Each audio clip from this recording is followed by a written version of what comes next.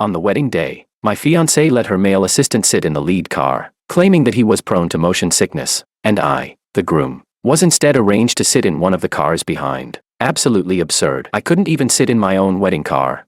My future mother-in-law and future brother-in-law even tried to persuade me. A man should be generous. Don't nitpick over such trivial things, the guests whispered among themselves, while my rivals held up their phones, waiting to capture my humiliation. I let out a cold laugh and walked straight toward the red supercar parked by the roadside. I pulled open the passenger door and sat down. The woman in the driver's seat raised an eyebrow at me. What? Not getting married anymore? I fastened my seatbelt. Didn't you say you didn't want me marrying someone else? Let's get the license now. You dare?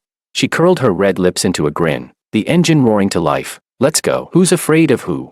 Later, my ex-fiancé's entire family panicked. They didn't know that my childhood sweetheart was not only a rising tech tycoon, but also the largest investor in their company. And this wedding was merely the beginning of my counterattack. Chapter 1. At exactly 5 in the morning, I was jolted awake by a rapid knock on the door. Outside stood the styling team, fully prepared. 6 staff members filed in one after another and immediately started fussing over my face and hair. 3 hours later, I finally completed the transformation from sleepy-eyed and groggy to presentable and proper. Boss, you look great today, my assistant Leo said, handing me a cup of black coffee. The bridal convoy is ready. I stood in front of the hotel's floor-to-ceiling window, looking down at a row of Rolls-Royce wedding cars below. The lead car was an extended Phantom, adorned with extravagant flowers that looked especially dazzling in the morning light. Today was supposed to be the happiest day of my life, the day Angelica and I got married. Boss Chan, it's time to go, Leo reminded me. I adjusted my custom-made suit worth 6 figures and straightened my bow tie. The man in the mirror had sharp brows, bright eyes, and an imposing presence. Anyone would say the groom looked impressive. At the hotel entrance, guests had already begun to gather.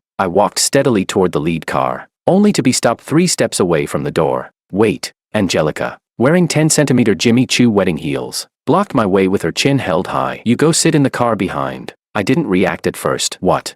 Mario gets carsick. He has to sit in front, she said impatiently, flicking her hand. The diamond-studded wedding ring on her finger glittered in the sunlight. It's only a 10-minute ride, just bear with it. Only then did I notice her special assistant, Mario, already standing beside the lead car. He was dressed in a sharp suit, with a groomsman's boutonniere pinned to his chest. When he noticed me looking at him, Mario gave me a meaningful smile. Angelica, I said, forcing down my anger. Today is our wedding. You want the groom in the back car while your assistant rides in the lead wedding car with you?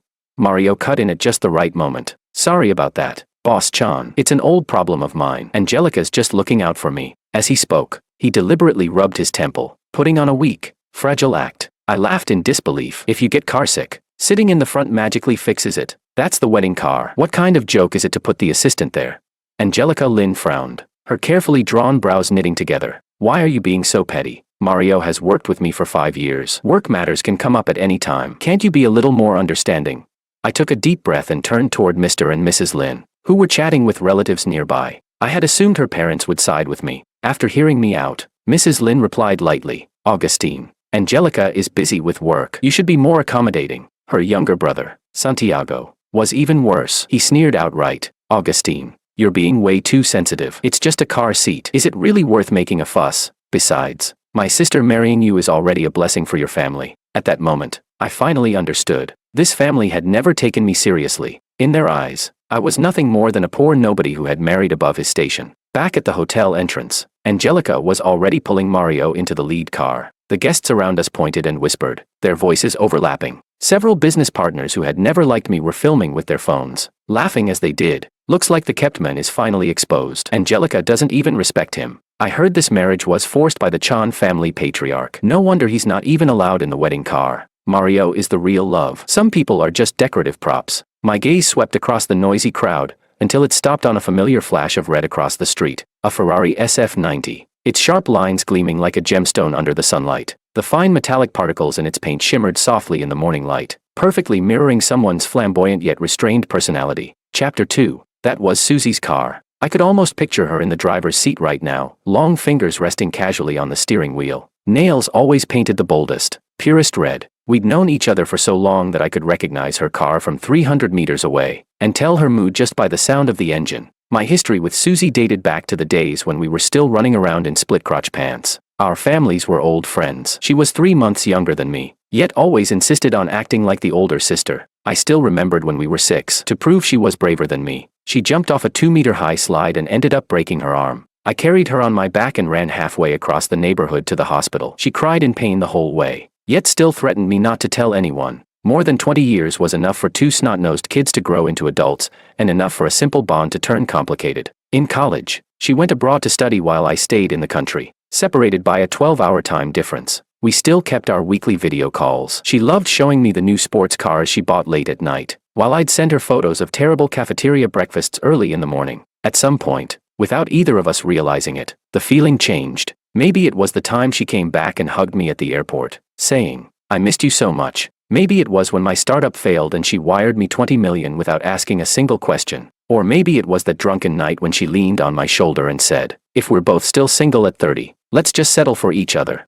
But we knew each other too well. People say marriage is the grave of love. For others, it might be a joke, but for us, it was a brutal truth. I was afraid of losing her, so I chose to maintain the status quo. When my grandfather fell seriously ill and said his last wish was to see me married, the first person I thought of was actually Susie. "Susie, how about we stop right there?" She was painting her nails at the time. Didn't even look up. "Augustine, don't marry me out of pity." So in the end, I chose Angelica, a perfect match in status, someone my grandfather liked, and most importantly, safe. Unlike Susie, marrying Angelica wouldn't change anything. There was no decades-long emotional debt between us. When I told Susie the news, she was trying on a wedding dress for her cousin's wedding, as a bridesmaid. In the mirror, she was stunning. The pure white gown made her look like an angel. She froze for 3 seconds, then smiled. "Congratulations." But I knew she was lying. That night, she sent me a message. "You and Angelica aren't right for each other." Then came a screenshot of a plane ticket. She was flying to Switzerland the next day. She said she wouldn't attend today's wedding, but I knew she would. This stubborn, contradictory woman. And sure enough, the red Ferrari was quietly parked in a corner across the street. Under everyone's astonished gaze, I strode toward the supercar. Gasps rose one after another behind me. I knocked on the Ferrari's window. The window slid down slowly, revealing Susie's exquisite, cool-toned face. Her makeup was heavier today, sharp eyeliner, lashes perfectly defined. Her red lips looked as though they'd been dipped in blood, making her skin appear even paler. Sunlight filtered through the leaves, casting mottled shadows across her face. Only her eyes betrayed her. She didn't look well, like she'd been crying. "What?" She raised an eyebrow at me. "Not riding your wedding car and coming over to mine instead?"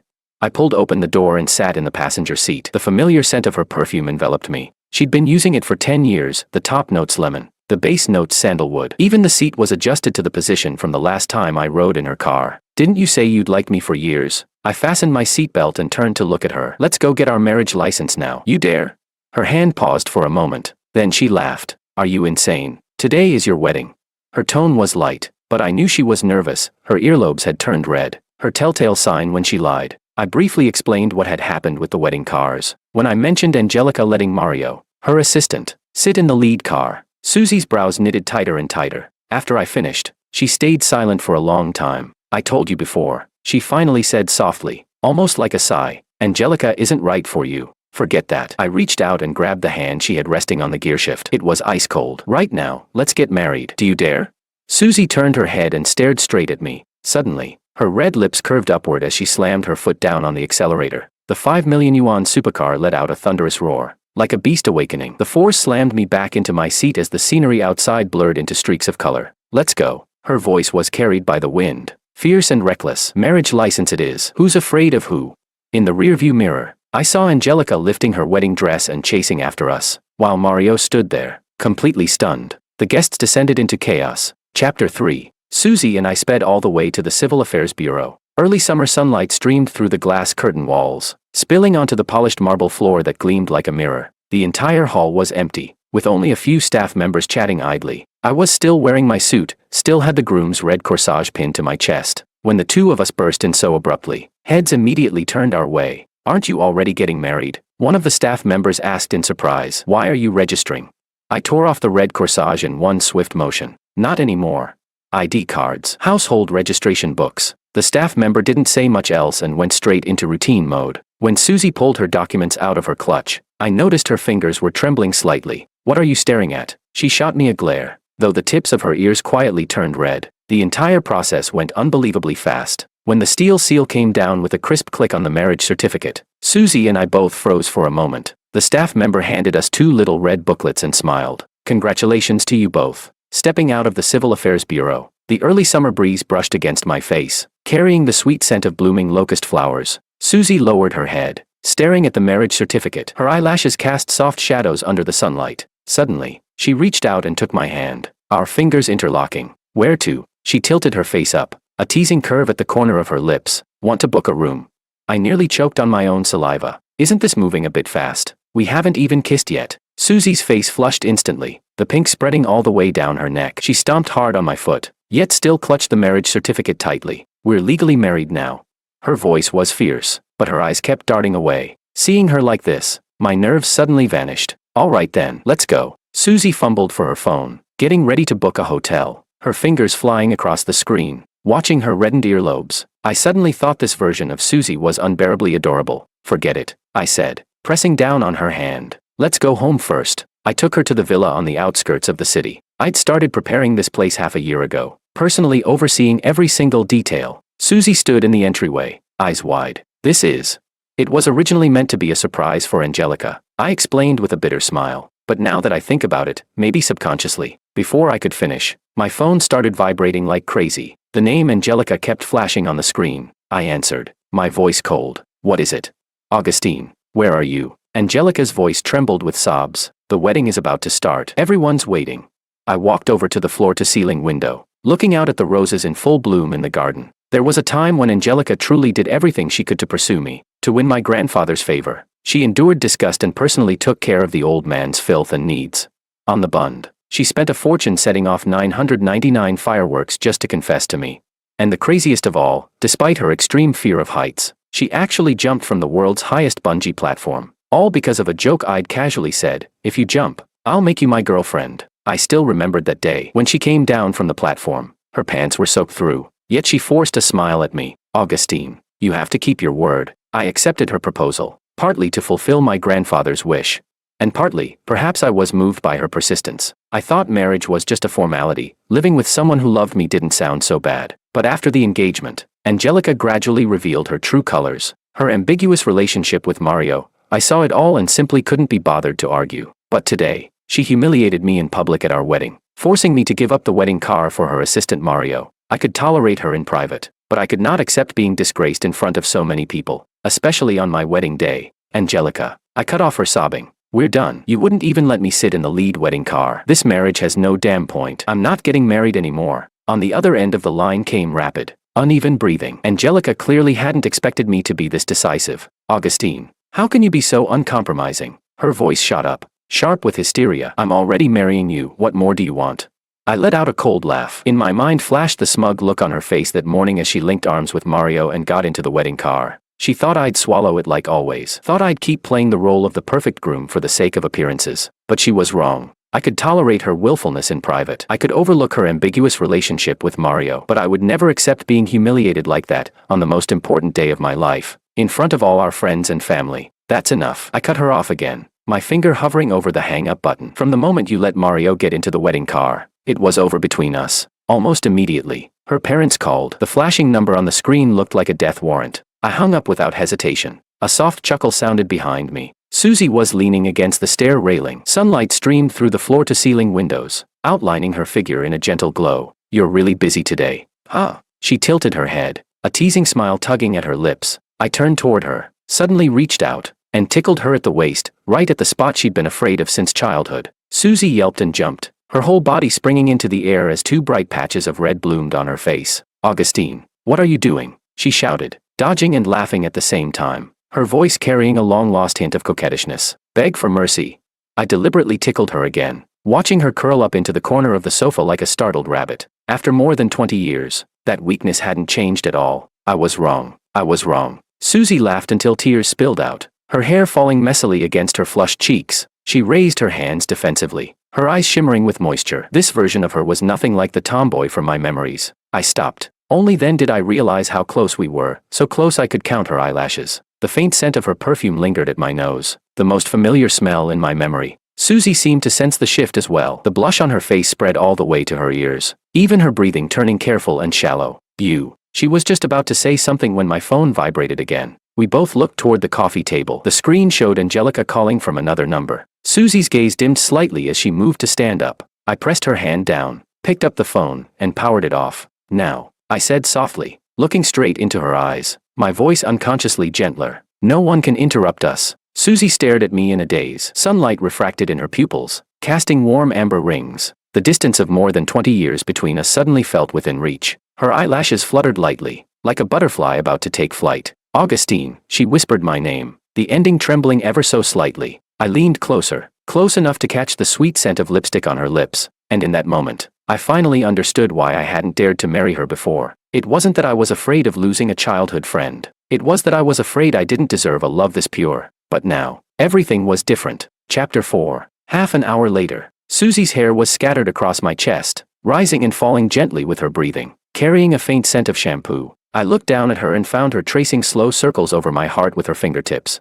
her lashes casting soft shadows in the moonlight. Does it hurt? She asked suddenly, her fingers brushing the bite mark she'd just left on my shoulder. I smiled and shook my head, pulling her closer into my arms. Her skin was warm and smooth, like the finest silk. Neither of us said it out loud, but the earlier awkwardness and tentative exploration had already said everything. Turns out, all these years, we'd both been saving our most precious first time for each other. Augustine. Susie propped herself up, the moonlight outlining the graceful curve of her shoulders. You and Angelica, there really wasn't. There wasn't, I said without hesitation. Marriage to me was just a task, something I did to fulfill my grandfather's wish. I paused, brushing my fingers over her cheek. If I couldn't marry you, then marrying anyone else would have been the same. Susie's eyes instantly reddened. She lowered her head and bit down hard on my chest, hard enough to make me suck in a sharp breath. Bastard. Her voice trembled with a sob. If you'd said that earlier, I would never have let you marry someone else. I rolled over, pinning her beneath me, and kissed away the tears at the corners of her eyes. Her tears were salty, with a hint of sweetness, like a bottle of wine that had been aged for years. It's not too late now, I murmured against her lips. This time there was no more hesitation, no more testing the waters. We were making up for 20 lost years. Our kisses fierce, almost desperate with longing. Her body fit mine perfectly, as though it had been made for me from the very beginning. When the peak of pleasure finally crashed over us, Susie cried out my name beside my ear, the sound sending a shiver straight through my heart. Afterward, she curled up in my arms like a well-fed cat. I gently stroked her smooth back, feeling her steady breathing. Augustine, she said suddenly, laughter in her voice. What do you think Angelica would do if she knew about us? She deserves it. I kissed the top of her head. From the moment she let Mario get into the wedding car, she should have known this was coming. Susie laughed out loud, her fingers tracing circles over my abs. So what now? The whole city knows you ditched your wedding. Good. I tightened my arm around her. Let them all know that I, Augustine, married Susie, the only woman I've ever loved in 20 years. By noon, Susie lay lazily sprawled across the bed, her fair back still marked with a few suggestive red traces. She stretched, and the silk sheets slipped off her shoulders, revealing a tantalizing glimpse of skin. Augustine. She rubbed her stomach, her voice soft and playful. Let's go eat. I'm starving. Only then did I realize that from early morning until now, we hadn't had a single drop of water. Not to mention the intense exercise earlier, it had burned as much energy as running a marathon. Right on cue, my stomach growled in protest, making Susie giggle uncontrollably. In the bathroom, warm water washed away the fatigue clinging to my body. I looked at myself in the mirror. The bite mark Susie left was still visible on my shoulder, and couldn't help smiling. That expensive wedding suit had been tossed casually into the laundry basket. Now, dressed in a simple white t-shirt and casual pants, I felt lighter than I had in a long time. Hurry up, Susie urged from outside the door. She'd already changed, denim shorts and a camisole, showing off her long legs. She looked nothing like the tomboy from my memories. Once we were in the car, Susie buckled up and tilted her head at me. So, where are we eating? I turned the steering wheel, suddenly struck by inspiration. June Blossom Hotel. Seeing her puzzled look, I explained. Today was supposed to be my wedding. I booked the entire hotel, spent a fortune on it. Would be a waste not to eat there. I regretted the words the moment they left my mouth. The timing was awful, but instead of getting upset, Susie froze for a second, then her eyes lit up, and a sly smile slowly spread across her face. You really are something else. She laughed, slapping her thigh. Let's go. Let's go. Perfect chance to see your wedding scene. She pulled out her wallet, suddenly looking very serious. I should give a cash gift. I stared at her in disbelief. A cash gift? Wouldn't that be losing even more money? But Susie mysteriously pulled out a few crumpled bills from a hidden pocket and counted them carefully. 38. Just right. Looking at the pitiful stack of change in her hand, I instantly got what she meant. 38. Isn't that basically an insult? Author's note, 38 is slang for a gossipy, nosy busybody. This crazy girl always manages to be on the same wavelength as me when it comes to things like this. The afterglow of the setting sun streamed through the car window, falling on her smiling profile, and all of a sudden I felt that perhaps it was the shared streak of madness deep in our bones that had brought us to where we are today. Things that look absurd in other people's eyes feel perfectly natural to us. Buckle up, I said as I stepped on the accelerator. The sports car let out a pleasing roar. I'm taking you to our wedding banquet. Susie burst into laughter, leaning forward and back, casually tying her long hair into a ponytail and revealing the smooth curve of her neck. Chapter 5. The crystal chandeliers of June Blossom Hotel lit up the entire ballroom, while the soft wedding march continued looping through the speakers. Susie and I blended in among the guests, watching the absurd scene unfolding on stage. Angelica stood alone beneath the floral arch. The MC was passionately spinning a lie about how the groom had been in a sudden car accident. Puffed. Susie covered her mouth and snickered into my ear. Your ex-fiancée isn't a bad actress. Look at that pitiful little expression. I nudged my sunglasses up slightly and watched Angelica fidget on stage. She kept glancing anxiously toward the entrance of the ballroom, fingers with carefully manicured nails clenched tightly around the bouquet. Her expensive wedding gown shimmered under the lights. The MC went on, praising the groom's loyalty and devotion to love, so much so that I nearly sprayed out the champagne I'd just taken a sip of. I can't watch this anymore. I took off my sunglasses and stood up, ignoring Susie's surprised look. Wait for me here. Weaving through the clinking glasses and chatting guests, I strode straight toward the stage. The room gradually fell silent. Someone recognized me and sucked in a sharp breath. Angelica whipped her head around. Her beautifully made-up face lit up with joy, then quickly shifted to confusion as she noticed my casual outfit. I wasn't in a car accident, I said, taking the microphone from the MC. My voice echoed through the hall. I'm right here. The entire room erupted. Angelica's parents rushed over from the head table. Her mother's shrill voice pierced the air. Augustine, have you lost your mind? Do you have any idea how worried we were? Angelica lifted her skirt and ran toward me, tears welling in her eyes. I knew you wouldn't abandon me. She lowered her voice. Are we getting married or not? Stop messing around. Okay. I took a step back, avoiding the hand she reached out, and swept my gaze over the packed ballroom. Thank you all for taking the time to attend my wedding, I said into the microphone, my tone eerily calm. But unfortunately, I have to inform everyone that my engagement to Angelica has been cancelled. The ballroom instantly exploded with noise. The reason is very simple, I continued. Even on my wedding day, I wasn't allowed to sit in the lead wedding car. She insisted on sitting there with her assistant instead. Since that's the case, I'll grant them their wish. I glanced toward the corner, where Mario stood frozen, his face deathly pale. Angelica finally snapped back to reality, her delicate features twisting in disbelief. Augustine, what do you mean by that?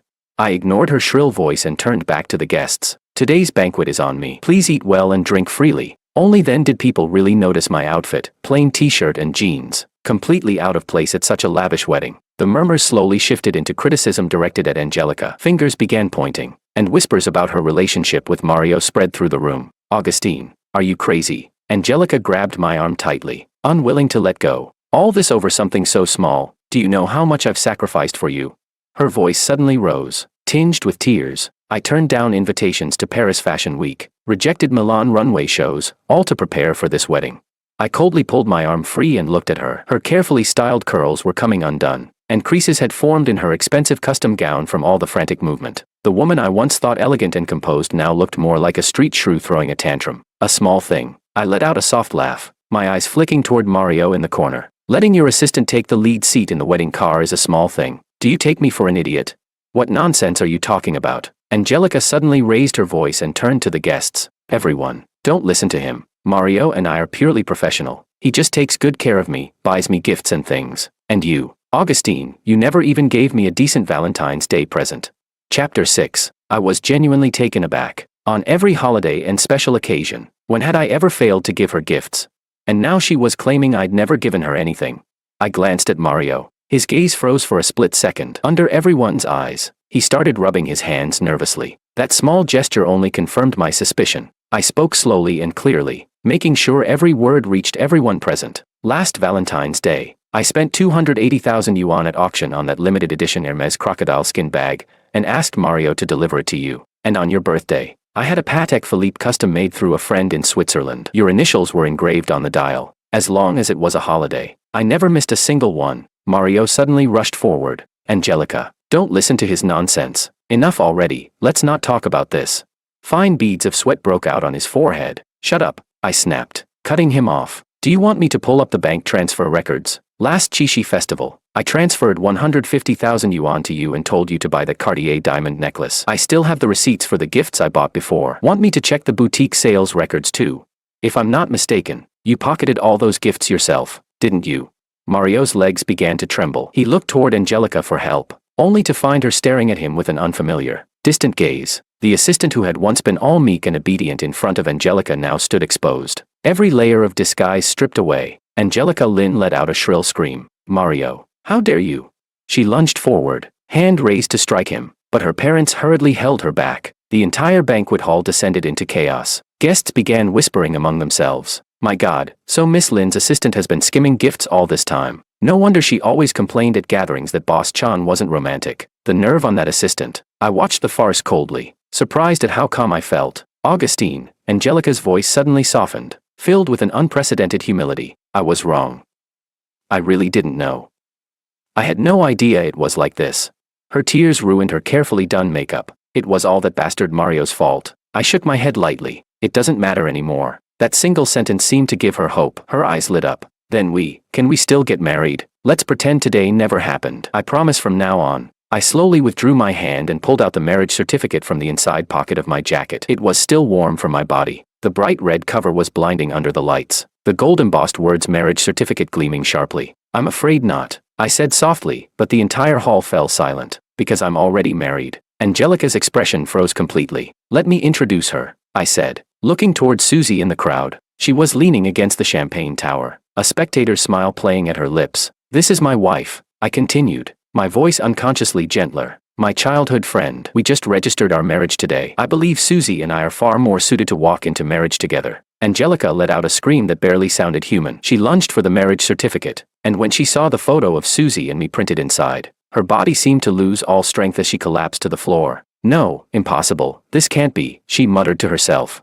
Her meticulously styled hair had completely fallen apart. Her expensive headpiece lay on the floor, unnoticed. The banquet hall exploded. Angelica's parents rushed forward to snatch the marriage certificate, and security hurried in to block them. Behind me came Angelica's hysterical curses and the sound of shattered glass, but none of it had anything to do with me anymore. I strode straight to Susie and, under everyone's gaze, took her hand. Wife, let's go home, I said quietly. Susie tiptoed closer and laughed softly into my ear. Boss Chan, quite the spectacle, running from your wedding and making this big a scene. I squeezed her palm. Wasn't that exactly what you wanted? 38 yuan in gift money. And you got to watch a show this grand. As we walked out of the hotel, the night breeze brushed against us. Suddenly, Susie turned around, wrapped her arms around my neck, and kissed me passionately beneath the star-filled sky. Happy wedding day, Mr. Chan, she said, mischief sparkling in her eyes. Now the whole city knows, the lady of Donghu Bay Villa has changed. I wrapped an arm around her waist, feeling the warmth and reality of her in my arms. At that moment,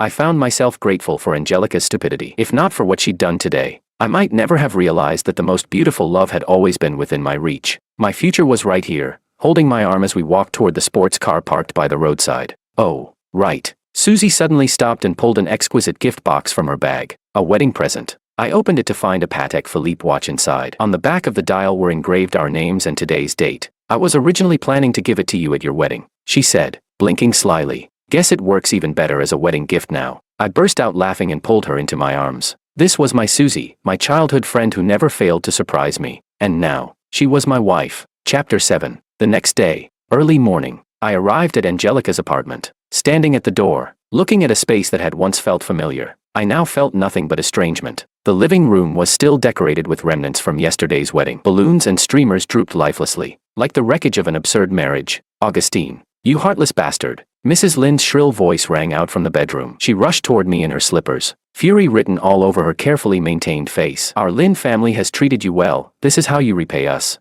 Mr. Lin followed with a dark expression. His robe was wrinkled, clearly the result of a sleepless night. All because you weren't allowed to sit in the lead wedding car. You're going to destroy the relationship between our two families over something so trivial.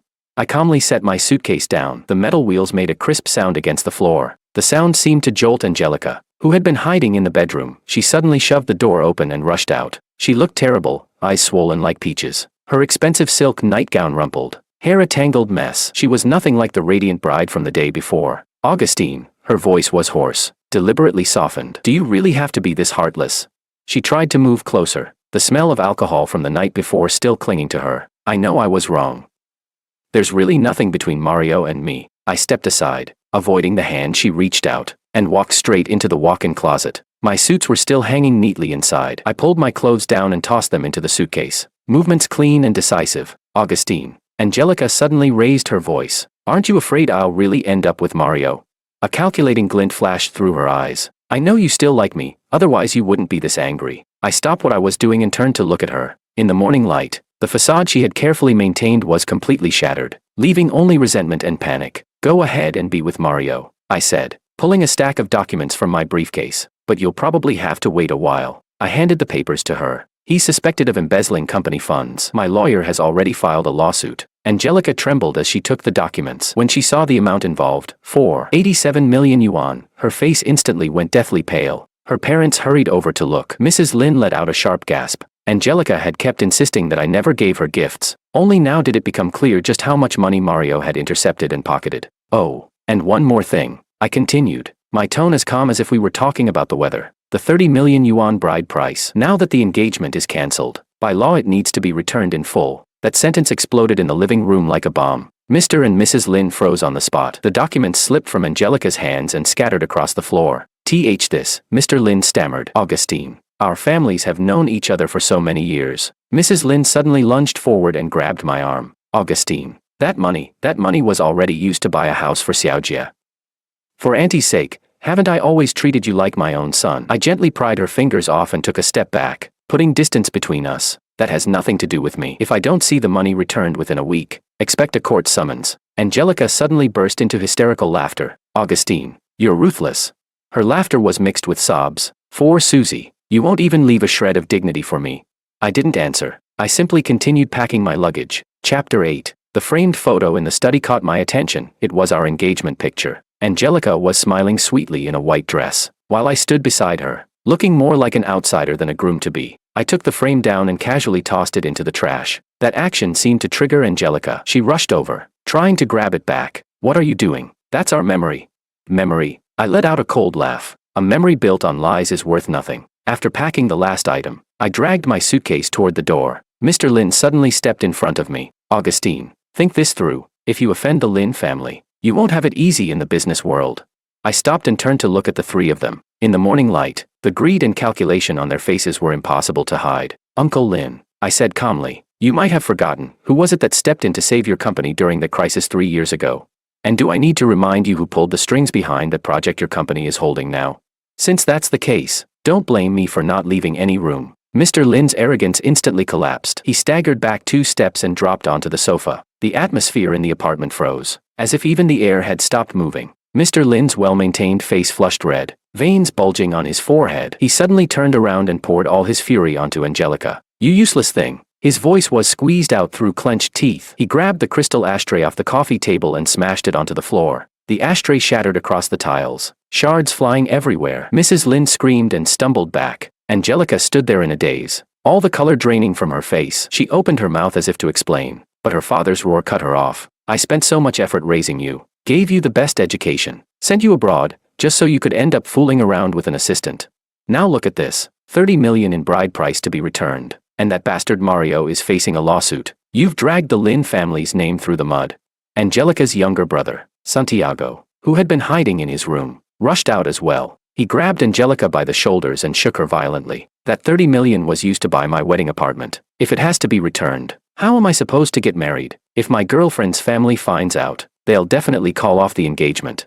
Angelica was shaken so hard she could barely stand. Her carefully styled hair fell messily across her face. Suddenly, she burst into hysterical laughter, the sound edged with something chilling and unhinged. Ha ha ha, now you're all blaming me. She flung her brother's hands away and staggered back a few steps. Who was it whispering in my ear every day that Mario was better than Augustine? Who told me to keep 2 men at once so I could squeeze out more benefits?